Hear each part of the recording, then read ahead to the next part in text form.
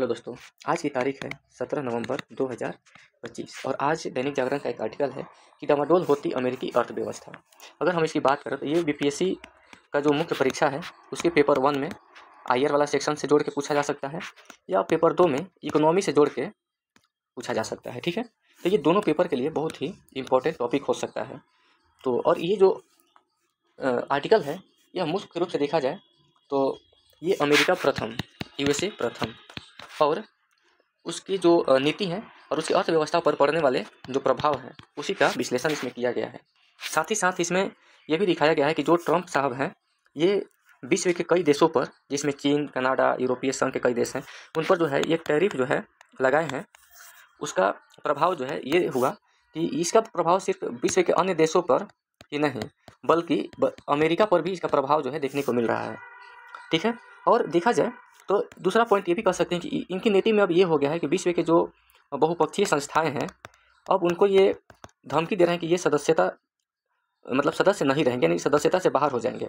तो कहीं ना कहीं इनकी ये धमकियां जो है उन संस्थाओं की जो भूमिका है उनको कमज़ोर करने की एक या कमज़ोर करने में महत्वपूर्ण भूमिका निभा रही है या प्रयास कर रही है।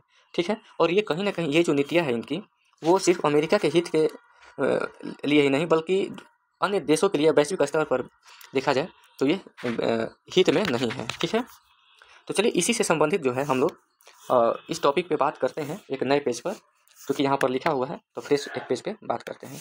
तो चलिए शुरू करते हैं। देखा जाए तो जो ट्रंप हैं उनका जो अमेरिका प्रथम की जो नीति थी, अमेरिका प्रथम, इसका उद्देश्य था मुख्य रूप से कि अमेरिका के जो व्यापार घाटा है उसको कम किया जाए, साथ ही साथ जो अमेरिकी लोग हैं उनको अधिक से अधिक जो है रोजगार पैदा किया जाए और उनको रोजगार दिया जाए। और इसके लिए इनकी रणनीति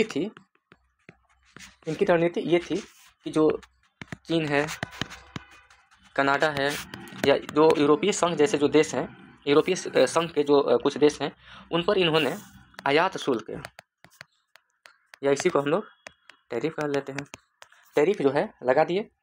और दूसरा रणनीति ये था कि जो घरेलू उत्पादन है, घरेलू उत्पादन को ये क्या किए, बढ़ावा दिए।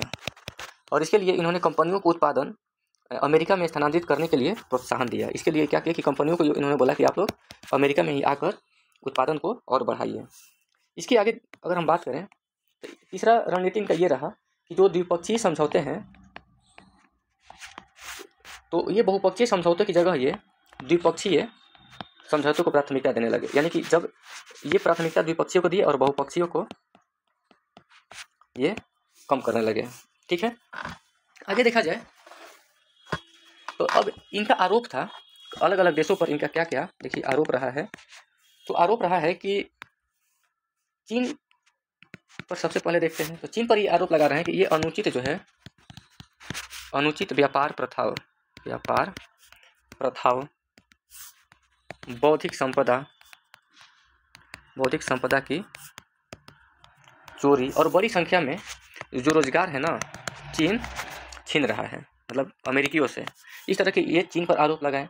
जो अन्य सहयोगी देश हैं उन पर इनका कहना था कि व्यापार में जो अमेरिका के हित है, अमेरिका के जो हित है उसको नज़रअंदाज किया जा रहा है, नज़रअंदाज किया जा रहा है। ठीक है, तो ये इनका आरोप रहा है, चीन पर ये आरोप रहा है कि अनुचित जो व्यापार प्रथा है, जो बौद्धिक संपदा है उसकी चोरी कर रहा है, रोजगार छीन रहा है अमेरिकियों का। जो अन्य सहयोगी संस्थाएं हैं या जो भी अन्य जो सहयोगी देश हैं उन उस पर ये लगा रहे थे कि अमेरिका के हित को ये नज़रअंदाज कर रहे हैं, इसलिए ये बहुपक्षीय जो व्यापार है उसको ये त्याग करने की कोशिश कर रहे हैं और द्विपक्षीय जो समझौते हैं उसको प्राथमिकता दे रहे हैं। ठीक है, अगर आगे देखा जाए तो अब इनका जो नीति है, इनका जो यानी कि ट्रंप प्रशासन का अब इसका प्रभाव क्या हुआ, यानी कि इस जो टैरिफ लगाए हैं इसका क्या प्रभाव देखने को मिलता है। तो देखिए प्रभाव ये हुआ, थोड़ा सा अलग अलग हम लोग व्यापार घाटा, ठीक है, अलग अलग पॉइंट में देखते हैं। देखिए व्यापार घाटा में ये हुआ कि टैरिफ के बावजूद जो है ना अमेरिका का जो व्यापार घाटा है इसमें कम नहीं हुआ।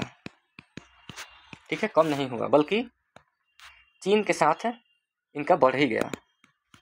ठीक है, आगे देखा जाए तो अर्थव्यवस्था में वृद्धि की बात करें तो देखिए अमेरिका की अर्थव्यवस्था में मामूली वृद्धि हुई, मामूली वृद्धि देखने को मिली, लेकिन यह पिछले प्रशासन की मूल वृद्धि से कम है। वृद्धि तो देखी गई, लेकिन पिछले की तुलना में कम। ठीक है, अगर हम कृषि क्षेत्र पर इसका प्रभाव देखें तो देखिए कनाडा, यूरोपीय संघ और चीन के जवाबी टैरिफ के कारण जो है अमेरिकी जो उत्पाद हैं, कृषि उत्पाद, विशेष रूप से कृषि उत्पाद है, उसमें जो मांग थी उसमें गिरावट आई। ठीक है, आगे देखा जाए तो उपभोक्ता या उद्योग क्षेत्र की अगर हम बात करें तो जो आयातित वस्तुओं पर टैरिफ से लगाई जाती थी उससे अमेरिकी उपभोक्ताओं और उद्योगों पर जो है लगभग 300 बिलियन अमेरिकी डॉलर का जो है अतिरिक्त बोझ बढ़ गया, अतिरिक्त बोझ पड़ गया। ठीक है, आगे देखा जाए मुद्रास्फीति की अगर हम बात कर लेते हैं तो देखिए जो टैरिफ के कारण जो है ना रोजमर्रा की जो वस्तुएं हैं, रोजमर्रा की वस्तुएं हैं, इनकी जो कीमत है, कीमत में क्या हुआ, वृद्धि हुई, और इस कारण से जो है मुद्रास्फीति भी क्या हुई, बढ़ गई, इन्फ्लेशन भी बढ़ गया। ठीक है, अब कुछ आर्थिक संकेतक की हम बात करें, इकोनॉमिकली क्या प्रभाव पड़ता है, तो देखिए इनका जो जीडीपी है 2025 तक अमेरिका का जो वास्तविक जीडीपी में वृद्धि दर जो है 0.9% के नकारात्मक प्रभाव पड़ सकता है, ये निगेटिव जो है प्रभाव पड़ सकता है। अगर हम विनिर्माण क्षेत्र पे बात करें तो जो ट्रक हो प्लस जो उपकरण पर जो टैरिफ से जो विनिर्माण लागत है उसमें 7.5% की जो है ना वृद्धि हो सकती है टैरिफ के कारण। अगर हम व्यापार घाटा की बात करें तो 2026 का अनुमान है कि ट्रंप की व्यापार नीति के कारण 2026 का जो अमेरिका का मौजूदा व्यापार घाटा है 1.6% बढ़ सकता है। तो कहीं ना कहीं अगर देखा जाए तो इकोनॉमिकली भी अमेरिका को इसका यानी टैरिफ लगाने का जो है इम्पैक्ट निगेटिव देखने को मिला है। जीडीपी में 0.9% की निगेटिव वृद्धि हो रही है। विनिर्माण क्षेत्र में जो ट्रक है या उपकरण है उसमें 7.5% की वृद्धि देखने को मिला। व्यापार घाटा जो है 2026 का ये अनुमान है कि 1.6% की उसमें वृद्धि हो सकती है। ठीक है, अगर आगे देखा जाए तो अब इसका हम लोग दो रूपों में देख सकते हैं। इसका सकारात्मक प्रभाव भी देख सकते हैं कि क्या पड़ा और एक निगेटिव इम्पैक्ट भी देख सकते हैं। ठीक है, तो सकारात्मक में अगर देखा जाए तो ये आंशिक है, ये आंशिक रूप से है, ये नहीं कि ये परमानेंट है। देखिए इसमें देखा जाए तो कुछ ऐसे क्षेत्र हैं जहां उत्पादन लागत में क्या हुआ है, कमी देखने को मिला, वो भी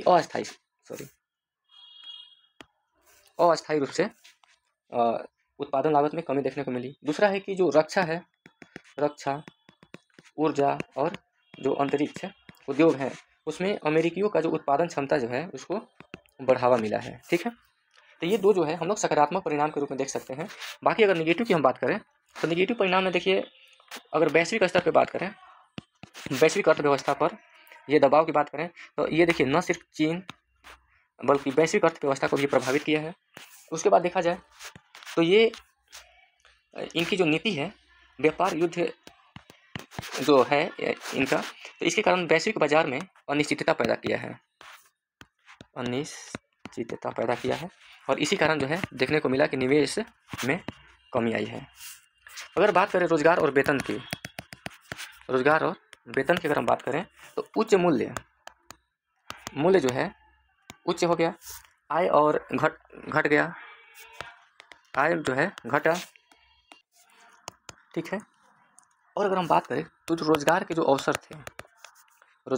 अवसर हैं उसमें कमी आई। ठीक है, और इससे अमेरिका की जो घरेलू जो मांग है उसमें भी कमी देखने को मिली, कमजोर हुई स्थिति। आगे देखा जाए, अगला एक और नया पेज लेते हैं। अब इसमें देखा जाए निगेटिव पॉइंट में ये शामिल है कि राजनीतिक अस्थिरता देखने को मिला, चाहे वो अंतर्राष्ट्रीय स्तर पर बात करें, इनके सहयोगियों और विरोधियों दोनों के साथ जो है व्यापारिक, चाहे इनके सहयोगियों की बात कर लेते हैं या जो विरोधियों की बात करें, सभी के साथ जो है इनका जो व्यापारिक जो तनाव है वो बढ़ता हुआ दिखा है। ठीक है, तो कहीं ना कहीं जो ट्रम्प की जो नीति है ये उनकी घरेलू स्तर पे तो उनको निगेटिव रूप से प्रभाव डाला ही, लेकिन वैश्विक स्तर पर भी और जो इनके सहयोगी देश हैं उनको भी ये निगेटिव रूप से जो है प्रभावित किया है। चलिए अब इसका लेख का जो निष्कर्ष है, निष्कर्ष यही निकलता है। अगर हम निष्कर्ष की बात करें तो निष्कर्ष यही है कि जो ट्रम्प की अमेरिका प्रथम की जो नीति है ये व्यापार घाटा कम करने और अमेरिकी हितों को सर्वोपरि रखने पर आधारित थी, लेकिन अपने मुख्य आर्थिक लक्ष्य को प्राप्त करने में क्या हुआ, सफल नहीं हो सके। ठीक है, टैरिफ के कारण जो है उपभोक्ताओं और उद्योगों पर ये क्या किया, ये नीति बोझ डाला है और वैश्विक आर्थिक व्यवस्था पर, जो वैश्विक आर्थिक व्यवस्था है उसको ये अस्थिरता प्रदान किया है, अस्थिर कर दिया है। ठीक है, तो अंततः अमेरिका की जो अर्थव्यवस्था है यानी यूएसए की जो है अर्थव्यवस्था है उसको भी ये क्या कर रहा है, कमज़ोर कर रहा है। यही इसका जो है एक अच्छा निष्कर्ष आप लिख सकते हैं। ठीक है, बाकी ये टॉपिक कवर हो गया है। बाकी आप लोग अगर चैनल को सब्सक्राइब नहीं किए हैं तो सब्सक्राइब कर लीजिए और वीडियो को लाइक शेयर ज़रूर कीजिए। बहुत बहुत धन्यवाद।